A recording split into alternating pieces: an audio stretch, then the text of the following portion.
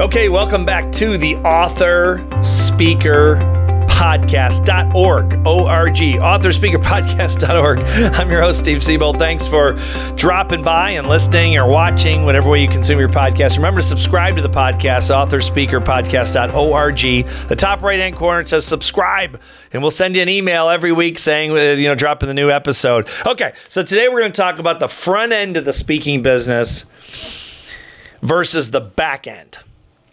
Okay, if you don't know what those are, the front end is the speech, is the keynote speech, let's say. The back end is what you sell at your speech.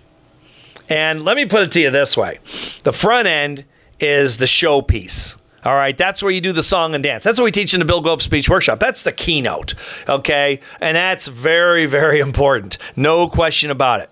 It's critical. It is the greatest marketing tool I have ever seen in 35 years of building businesses in 10 countries around the world. I have never seen anything like it. I do TV shows 3 to 4 days a week. I mean, I get in front of millions of people every year on TV, and it doesn't sell anywhere near what a keynote speech sells. And I mean, just the credibility of the keynote, the business that's developed from the keynote, the promotion that's done, you just can't beat it. And I don't totally understand why exactly. You'd think it'd be more profitable. Go on the Today Show, Good Morning America, all these shows, CNN, Fox. I was a regular on Fox Business Network for a couple of years.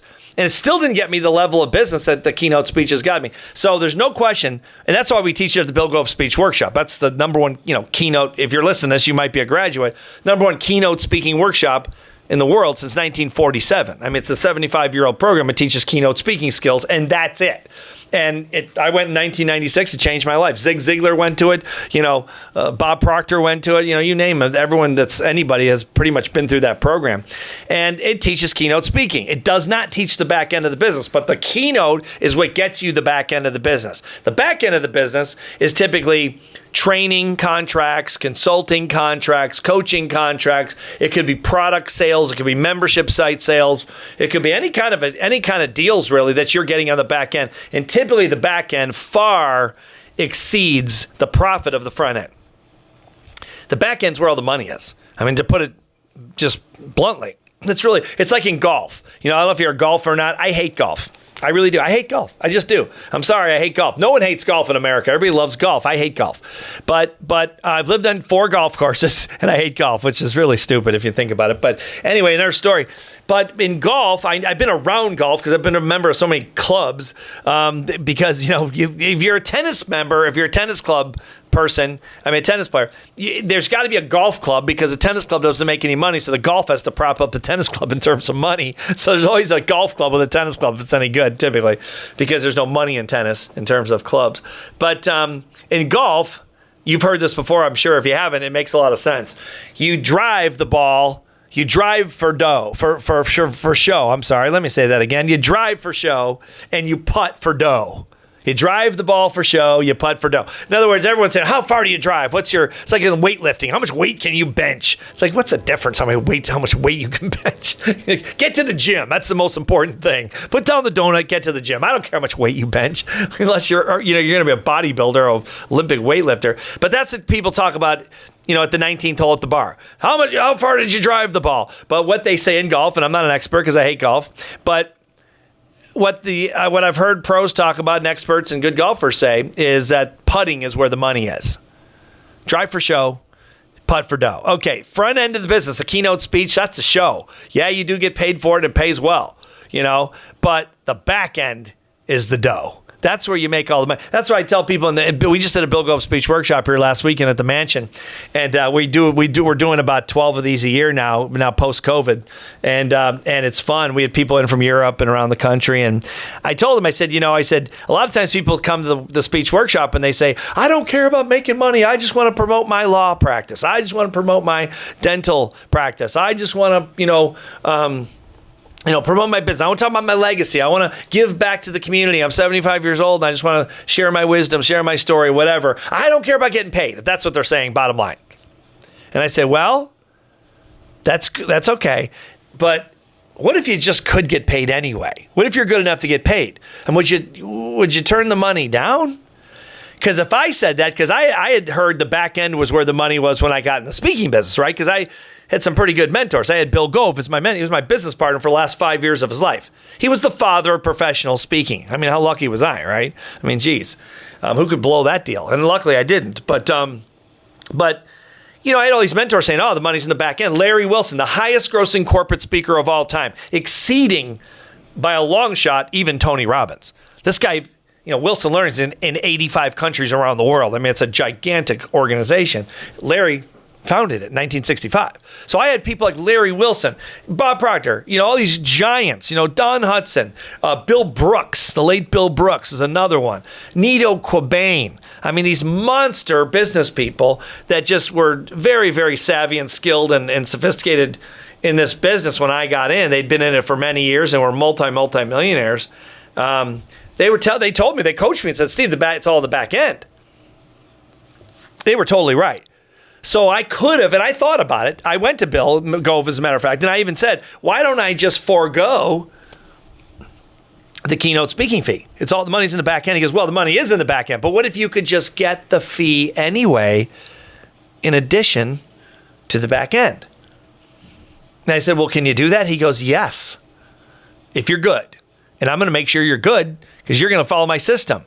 And that's the Bill Gove Speech Workshop system, which I learned, you know, obviously very well. And I've been doing it so long. I say obviously because I've been doing it for 25 years. I ought to be pretty decent at it.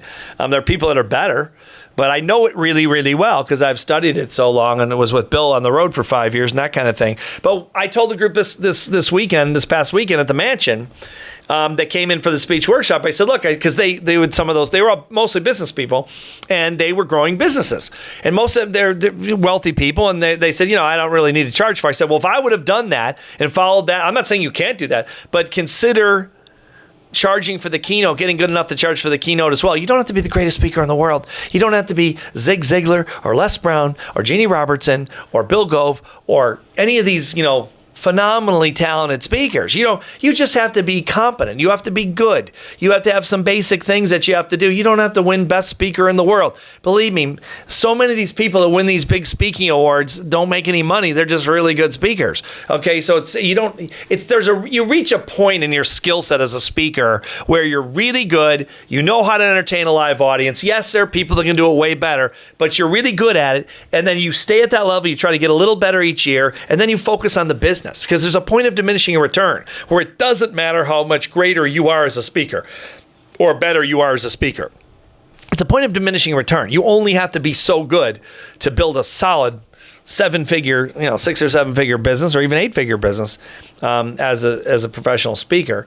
So I told the group this weekend, I said, look, if I would have, you know, let the keynote speaking fees go, I'd be out $16 million because that's what I made roughly before COVID shut down over the years. I made about $16 million in keynote speaking fees. Now we made far more than that in training contracts because we did long-term turnarounds for companies. I mean, long-term training contracts and turnarounds for companies, and consulting fees and coaching fees and, you know, licensing fees and all the things we learned to do on the back end.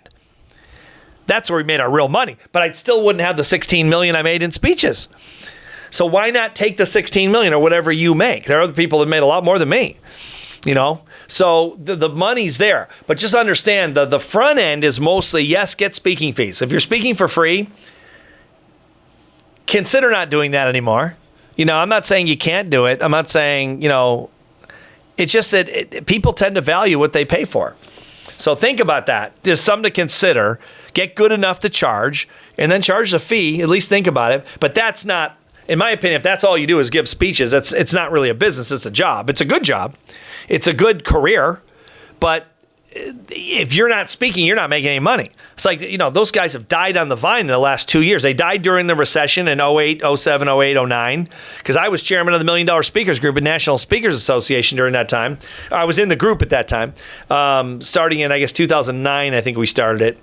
And I chaired it in 2011 when the recession was still pretty tough on speakers. It wiped out half the speaking industry because that's all people had. That's all they had was a speech. And then, you know, then there were some good years. And now then all of a sudden 2020 hits and we get COVID. In 2 years, there's no speeches. You know, the speakers are saying, oh, you're telling me I'm getting calls from all over the country. People are saying, oh, we'll do it on Zoom. We'll charge the same thing. No, you won't. No, you won't. And most of them didn't because it's a live event medium. That's what it is. It's 80% entertainment for a keynote. It's hard to entertain people on Zoom unless you're a comedian, So it didn't work. And a lot of those speakers went broke. I know a lot of speakers who are making, $1 million a year and more, and they're out of business because of COVID, because they had nowhere to speak. I mean, it's pretty tough. But they didn't have anything on the back end. They had no business. They had a job. They had a career, which is fine. And who could see a shutdown coming, a worldwide shutdown? I mean, it's never happened in any of our lifetimes. So I'm not blaming them for it or putting them down. But they weren't fortified because they didn't have a back end business. You want both. In my opinion, you want both. A lot of times people come in and they say, like I say, and they'll say, I just got the back end, or they'll come and say, I just want the front end. Why not have both? Why not build a multi-dimensional business model where you're getting paid when you work and paid when you sleep? It makes sense to me. I don't know. I'm not, Elon Musk or Richard Branson or Warren Buffett or any, bun like that. But if you work the front end and the back end of the speaking business, you'll have a much more profitable business, and you'll sleep better at night, because if the speeches dry up, you'll still make a living. I mean, my speeches dried up for COVID too. I've literally given since 2020 February. We shut down because I was on this book tour, a media tour. I got caught in Texas at Fox News in Texas, where they shut everything down. And then we did all the interviews, of course, on Zoom. I did 235 interviews so far for that book, but the speeches died. I've probably given 7, 8. I don't even think I've given 10 speeches since February 2020. Because there haven't been any places to go. Our clients are not doing meetings. They're just not. Well, I got a whole nother business, so I'm fine. I got multiple businesses on the back end, so I'm fine. I didn't expect, have we bled money because there's no keynotes, no speeches? Hell yes, we have. We've lost a lot of training revenue too, a ton, millions, no question about it. It's cost us a fortune, but did we go out of business? No, because we had a lot of back end. We had multiple businesses that didn't need a live audience, So you build it for security and you build it for profitability. Build both. That's all I'm really saying here. So consider, a lot of people are either one or the other. I would build both. It's like working the public market and the corporate market, and we'll talk about that another time. People say, which one should I do? I'd say both. For security and profitability, both. Okay? So consider these things. The one thing I want to end with is the biggest mistake I see people make is they're not good enough keynote speakers. They think they are because their mother told them they were good, their brother told them they're good, their wife or husband told them they were good, they went to Toastmasters Club and they won the ribbon, they went to Dale Carnegie and won a pencil, and people say, yeah, you're really good. I'm talking about really good to get paid. I can throw a Nerf football, I can throw a regular NFL football, I could throw a spiral for about maybe 30 or 40 feet and it'll look pretty good. But so far, the Atlanta Falcons have not called. I live in Atlanta, outside of Atlanta. The Atlanta Falcons have not called me to play quarterback, not even backup quarterback. You know why? Because no one is ever going to pay me to throw a football. Too old, too slow. Even when I wasn't too old and too slow, I don't have that kind of, I don't throw for money. Speaking is much the same. It just doesn't look and sound like it's hard when you see someone do it well. It looks easy. Sounds easy. It's just not. Make sure you get keynote trained. That's why we tell everyone, go to the speech workshop, go to Bill Gove workshop. Look, it's not my program. It's Bill Gove's program. I'm just the current facilitator of this program. It would be passed on to someone else when I'm gone or when I'm done, when Dawn and I are done facilitating it. It's not my program's Mental Toughness University. I just facilitate it because it's so damn good. It's produced more $1 million speakers than all the programs put together I've ever heard of. It's unbelievable. One of our last big graduates this year will make $6 million. $6 million. 5 years ago, you didn't make any. He came to the workshop, he studied it, he worked super hard, and $6 million, that's a lot of money. We got people making millions of dollars that have graduated in the last 10 years. So learn this craft. You're not going to do it on your own. It's like learning how to play tennis. Don't try to do it on your own. You're not going to learn it on your own. You're going to have to learn it by taking lessons. You're going to have to learn how to study. Bill Gove Speech Workshop's the place to do it. That's where everyone's done it. That's where we all came from. 75-year-old program. So speech workshop for that program, speechworkshop.com, speechworkshop.com. You can do the online version. I'd recommend the live seminar, the live workshop, but you can do the online version as well if you're so inclined, or if you're out of the United States or Canada. If you're in North America, I would definitely come. Like I said, we had people come from Europe last weekend. It's worth it. And they thought it was worth it. They cried at the graduation. These business people, these big business people, because it's going to change your life when you learn keynote speaking skills. It's a power like a superpower. People say all the time, as a joke, they say, oh, what's your superpower? It's one of these interview questions I came up with years ago, and I don't know where they get that. It's, what's your superpower? Keynote speaking. That's my superpower. That's nice. Now, we make the money on the back, but the keynote speech is what gets you in the door.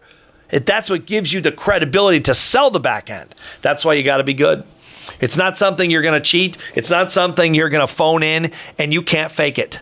You can't. You get a microphone and an audience in front of you, 10,000 people, 5,000 people, 25 people, whatever it is, you can't fake skill. You can't fake it. You can't fake being a good tennis player. You can't fake being a good golfer. You will not fake your way through it. You either have the skills or you don't. And most people don't.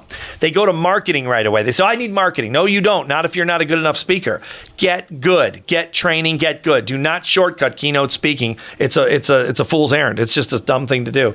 But if you study it and you practice it, the sky's the limit. You can do almost anything. So I'll stop there because I could go forever. Think about front end, back end, do both.